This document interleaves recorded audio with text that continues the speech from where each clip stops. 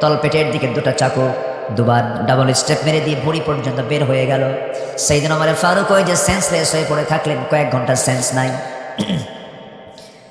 নামাজ তিনি সম্পূর্ণ করতে পারেন নাই। দ্বিতীয় রাকাতের রুকুতে গিয়ে তিনি অসুস্থ হয়ে পড়লেন, সেন্সলেস হয়ে গেলেন। সেন্স যখন ফিরে গেছে, লক্ষ্য করে দেখেন তার কলিজার টুকরা আব্দুল্লাহ ইবনে ওমর রাদিয়াল্লাহু তাআলা তার ছেলে, চোখের কোনা বেয়ে বেয়ে টপ টপ করে পানি পড়ছে আর কান্নাকাটি করছেন। ওমর ফারুক বলছেন, সন্তান রে কান্দো কেন? আল্লাহ পাক আমার দোয়া না কবুল করে নিয়েছে। আমি আজকে শহীদের পথে চলছি, যে কোনো মুহূর্তে দুনিয়া থেকে বিদায় নেব।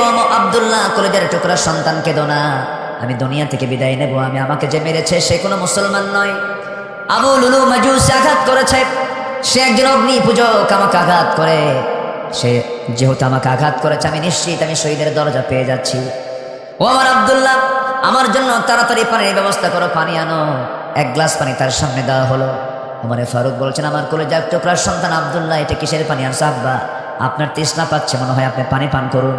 ওমর ফারুক বলছেন, সন্তান রে আমার কলিজায় কোনো তৃষ্ণা নাই, আমার তৃষ্ণা হলো ওযুর পানি দাও। ফজর নামাজটা আমার এখন আদায় হয় নাই, ফজর নামাজটা আমার এখনো আদায় হয় না।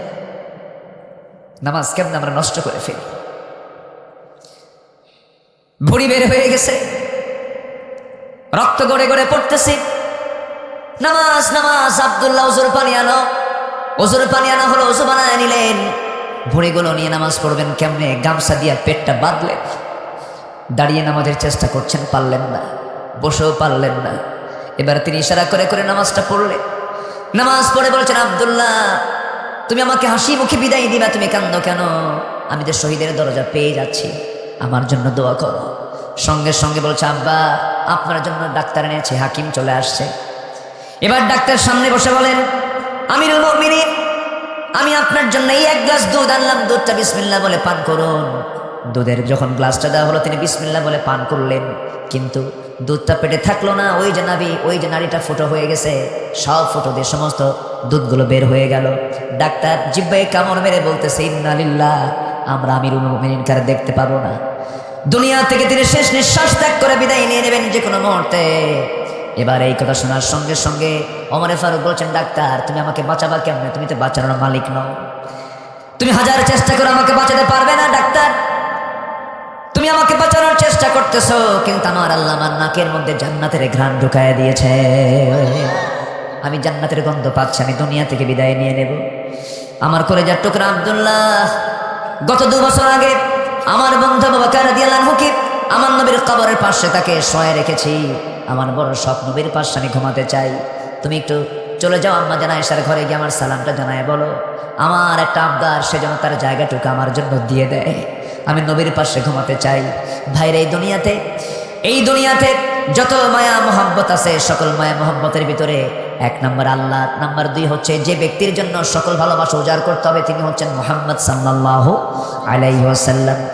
এই দুনিয়াতে যত মানুষ এসেছে এবং আসবে, সকল মানুষের ভিতরে সাহাবীদের মর্যাদা সবচেয়ে বেশি হওয়ার মূল কারণ, যতগুলো কারণ আছে আমি ভাঙ্গাচোরা যতটুকু স্টাডি করেছি, এর মধ্যে 1 নম্বর কারণ হলো প্রত্যেক সাহাবী নিজের জীবনের চাইতে রাসূলকে বেশি বেশি মহব্বত করেছেন। যেরকম সুবহানাল্লাহ, নবীজির প্রতি মহব্বত থাকার দরকার আছে না নাই?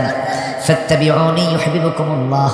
আল্লাহ বলছেন, বান্দারে তুমি যদি আমার ভালোবাসা পেতে চাও, আমার রাসূলের তোমরা ইত্তেবা করো। ফাত্তাবিউন, রাসূল বলছেন তোমরা আমার ইত্তেবা করো, ইউহিব্বুকুমুল্লাহ, আল্লাহ তোমাদেরকে ভালোবাসবেন।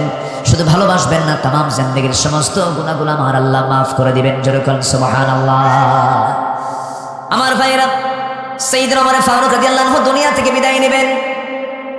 বিদায়ের প্রাক্কালে এমন ওসিয়ত যখন করলেন, আম্মা জান আয়েশা বলেন, এত বড় মহান ব্যক্তি আমার কাছে এমন একটা আবদার করল, আমি কেমন করে মানা করি? আমি আমার নিজের জায়গাটুকু ওমর ফারুক আমি দান করে দিলাম। এখনো নবীর পাশে ঘুমিয়ে আছেন 2 জন সাহাবীকে, 2 জন খলিফা, প্রথম 1 নম্বর এবং 2 নম্বর খলিফা। এখানে লেখা আছে এবং ওখানে একটা আয়াত সেখানে অঙ্কন করা আছে, লা তারফাউ আসওয়াতাকুম ফাওকা সাওতিন নবী। এই আয়াতটা এই 2 জন সাহাবীর শানে নাজিল হয়েছে। আমার ভাইরা, কোন একটা আলোচনার বৈঠকে একটা কিন্তু মানে আদব আছে, এই আদবটা হচ্ছে আয়াত। আমার নবী আলোচনা করছিলেন, 2 জন সাহাবীর মধ্যে কথার আওয়াজটা নবীর আওয়াজের চাইতে বেশি হচ্ছিল। নবীর কাছে এটা একটু বিরক্তিকর মনে হচ্ছে, আমার চাইতে এদের আওয়াজ বেশি। আল্লাহ পাক আয়াত নাজিল করলেন। এই জন্য কোনো মাহফিলে